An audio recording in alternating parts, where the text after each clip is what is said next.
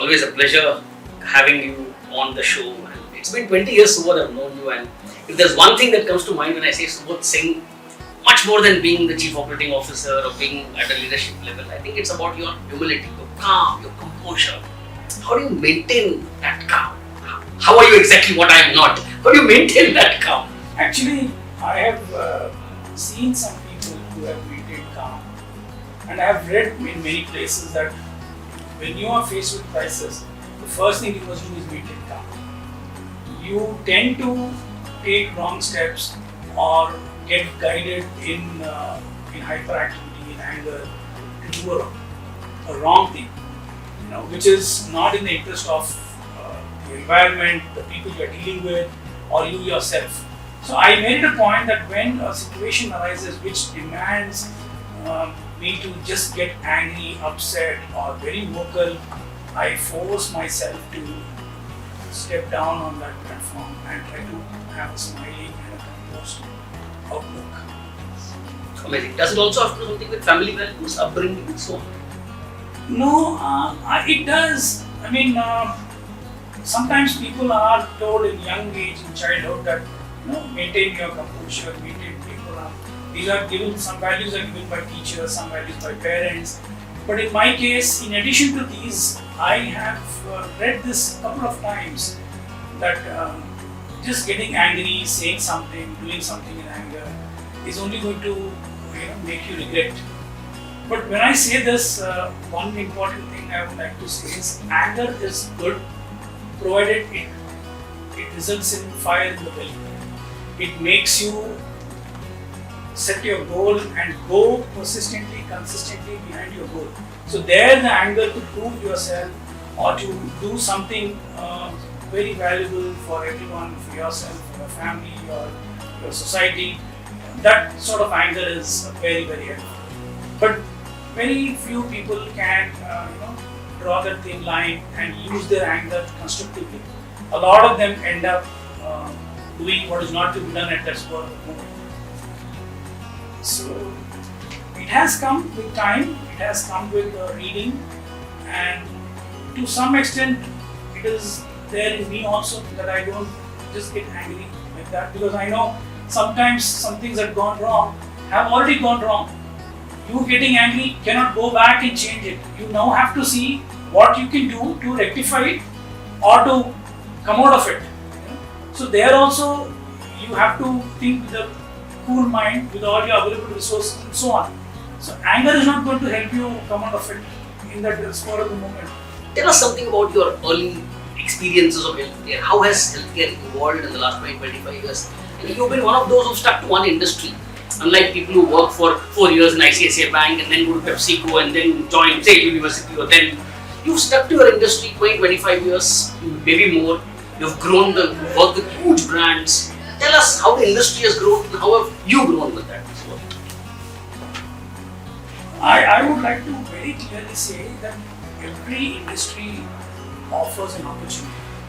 Okay, I am sure there are many Subodhs, many Shankars in different industries.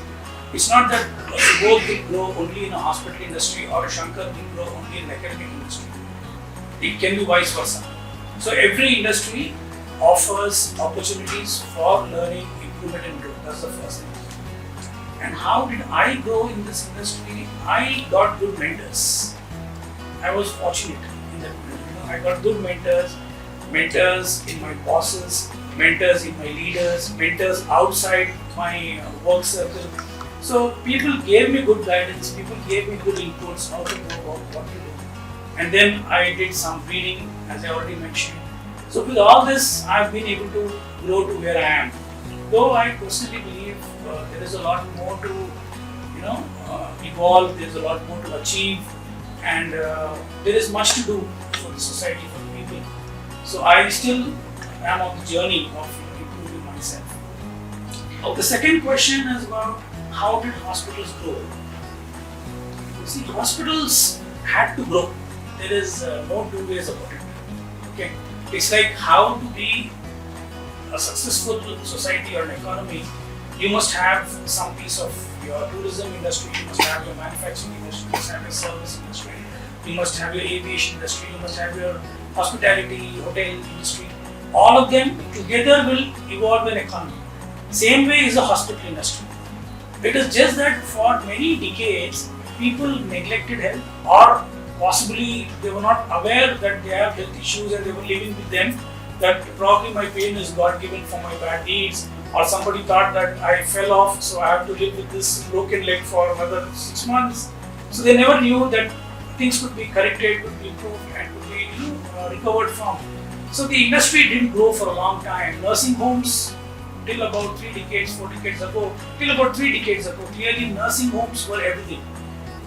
Nursing homes were mostly used for deliveries 3 decades ago, and then individual doctors get attached and a surgeon will also operate there. A physician will say, okay, you need 2 days of IV fluids and 2 days of antibiotics. I will admit you in this nursing home and give you care.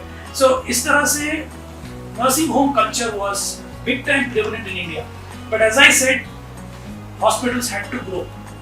So it was with Apollo hospitals that this entire demography, the paradigm changed. The chairman of Apollo Hospitals Group, Dr. Pratap Reddy, a legendary professional and a human being, he brought the first corporate hospital in the country called Apollo Hospitals in Chennai. From there on, not only did Apollo grow, seeing his leadership and his pioneering ability, many hospitals have taken those baby steps and evolved and concretized, formalized their own systems, their infrastructure to provide care. So, a lot of industries today, including healthcare, and I've seen this in information technology industry, sofa, chadar, parde, kapde, washing machine, retail, real estate, finance. Skill gaps are huge. The fact that we are a country with 50,000 colleges, 1,000 plus universities, there's something fundamentally wrong in the DNA of the K-12 and the university system. Skill gaps are huge. I'm sure healthcare is also a victim of the same. So, some thoughts on. So, I first want to clarify what is the skill gap. Now, many people think that if they have not studied engineering, or if they have not done masters in business management, or if they don't have doctors code because they didn't study or didn't get an opportunity to study that well, there is a skill gap. The hard-working ability, the ability to be persistent and consistent in your approach, the professionalism, these are some skills, the communication, the interpersonal skills, the behavioral skills, which are called the soft skills. These are some skills which we should try to imbibe, because in my 25 years of work experience, I have seen by doing certain qualifications or passing certain exams and becoming the best of the best, one doesn't acquire all the skills. Some skills will come with the profession you become. Primarily, they should possess the knowledge of their work, of their education. Then they should have learned the skills. Today we have a situation not only in healthcare, I am talking more of healthcare because I have been in the industry. When to talk, what to talk, how much to talk, how to talk, where to talk, why to talk, they should know listening skills. What all you are listening and what you have to capture from the entire conversation. You don't have to capture everything.